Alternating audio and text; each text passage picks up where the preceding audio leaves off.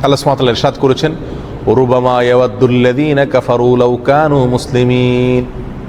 অর্থাৎ কাফেররা একটা সময় খুব আকাঙ্ক্ষা প্রকাশ করবে, আক্ষেপ করবে, হায় যদি তারা মুসলিম হতো।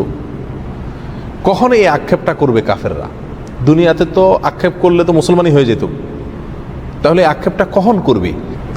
রাইসুল মুফাসসিরিন আব্দুল্লাহ ইবনে আব্বাস রাদিয়াল্লাহু তাআলা আনহু তিনি সহ আরও বেশ অনেক মুফাসসিরদের মতে এখানে উদ্দেশ্য হলো জাহান্নামে নিক্ষেপ করার পর আক্ষেপ করে জাহান্নামীরা এই কথা বলবেন।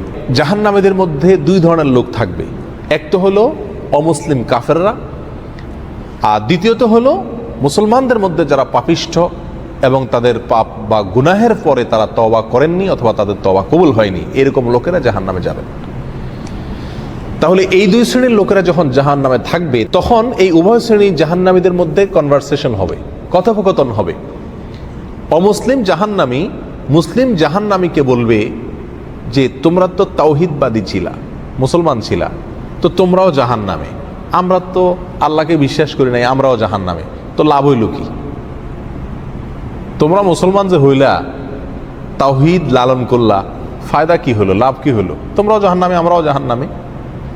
তখন কাফেররা এই কথা বলার পরে আল্লাহ সুবহানাহু ওয়া তাআলার রহমত এবং দয়া উদ্রেক হবে মুসলমানদের প্রতি, আর কাফেরের উক্তির কারণে আল্লাহ সুবহানাহু ওয়া তাআলা রাগান্বিত হবেন যে আমার তাওহীদবাদী বান্দা তাওহীদে বিশ্বাস করত, কিন্তু তার ভুলের কারণে সে জাহান্নামে আসছে, এই জন্য তাকে আজ ছোট করছে কাফিরে। তখন আল্লাহ সুবহানাহু ওয়া তাআলা ওই মুসলমানকে, যে ব্যক্তি আগুনে পুড়ছে, জাহান্নামে পুড়ছে, শাস্তি ভোগ করছে, শুধুমাত্র কাফেরের এই উক্তির কারণে আল্লাহ তাআলা তাকে মাফ করে দিবেন। বলবেন, যাও, তুমি যেহেতু দুনিয়াতে তাওহীদবাদী ছিলে, সেজন্য আজ তোমাকে আমি কি করে দিলাম? ক্ষমা করে দিলাম। ঠিক তখন রুবামা ইয়াওয়াদ্দুল্লাযীনা কাফারু লাউ কানু মুসলিমিন,